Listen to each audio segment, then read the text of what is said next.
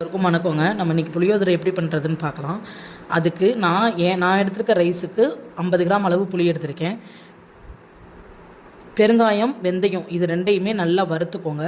வறுத்து அதை பொடி பண்ணி எடுத்துக்கோங்க. கடுகு, உளுந்தம்பருப்பு, கடலைப்பருப்பு இதோட பொடி பண்ணி வச்ச அந்த இதையும் சேர்த்து வத்தல், கருவேப்பிலை இது எல்லாம் சேர்த்து நல்லா வதக்கிக்கோங்க.